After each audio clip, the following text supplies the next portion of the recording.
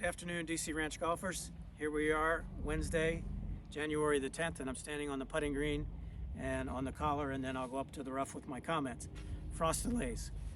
The lower the height of cut of grass, the less we have frost delays from a time standpoint, because the sun can get down and melt that ice very quickly.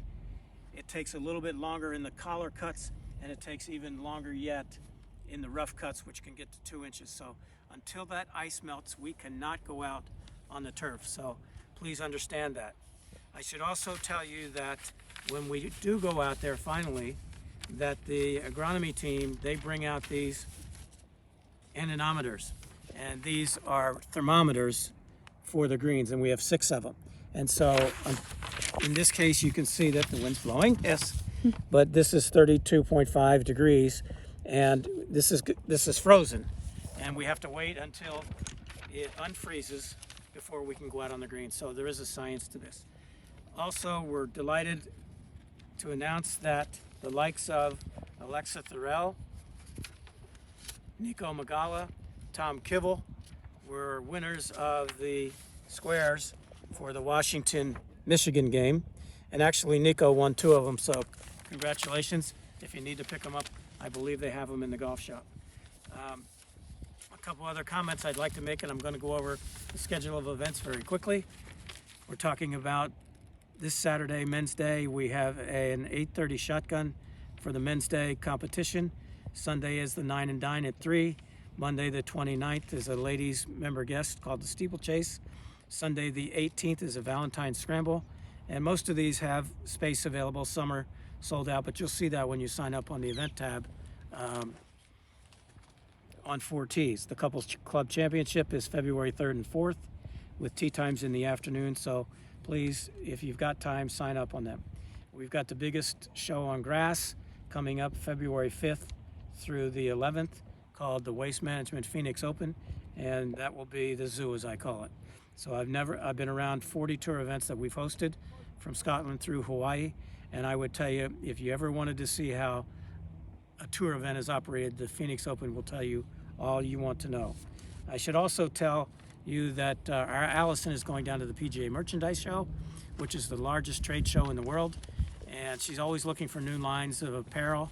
And ladies, if you would like to send me an email with your 2 favorite lines, I will forward them to Allison, and she can take them down to the show and research them and see what goes. But why not get the ladies who wear golf apparel to help us with what we're going to put in the shop. Our Pride of membership, 4-hour or less pace of play. We've done great of late, but we can't rest on our laurels. Raking bunkers smoothly. I went into a bunker the other day, and I just was walking over footprint after footprint after footprint, and that's unacceptable, and I think you would agree with that. Filling divots with sand and seed, that's the most important thing that we can do. Don't put the old piece of turf back in the divot hole. Repairing ball marks, certainly that's a must.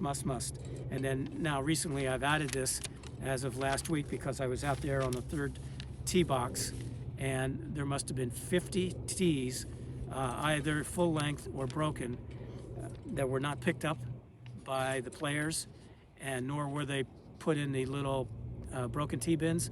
So that's our responsibility. We want the cleanest golf course we can have. I'm also delighted to say that I finally found the product that I was looking for, called Plain Swing, and it's a very, very good swing trainer.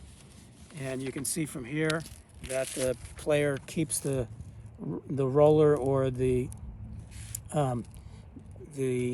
slider on the tube from beginning to end. And if you can get a swing plane and a swing path that is that disciplined, you are going to hit your ball more solidly, more often. A good tool.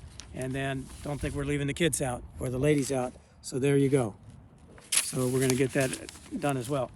I'm going to talk golf. Believe it or not, I have a career in golf.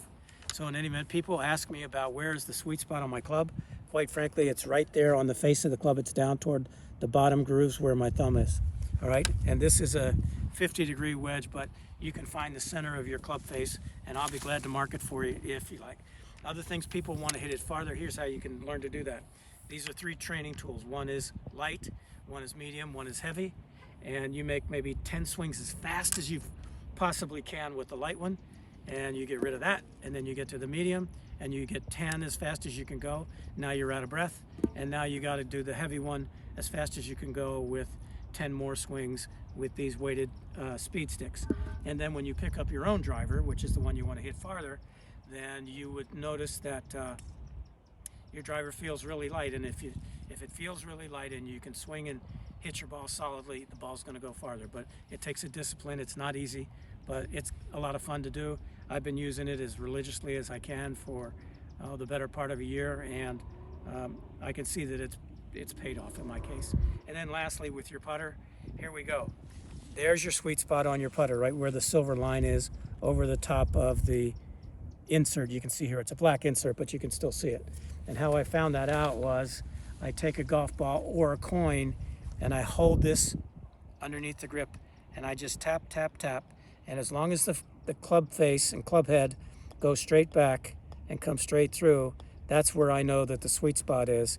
And you can see that it would be right where that line is there. If I tap it more so toward the toe, you can see where it wobbles. Toward the heel, it does the same thing, and you're not going to hit it very solidly, and thus your ball's not going to roll the correct distance. Everybody got that? And then lastly, I can tell you that I was working with an eye doctor down in Florida when I was living down there, and he said when you are going to putt, really focus all of your attention, and your eyes need to be fixed on one spot and one spot only on the ball, on the clean spot of the ball, not where the lines are or any numbers.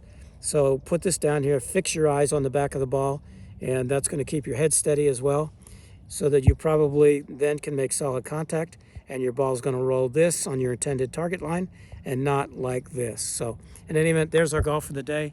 Have a great one.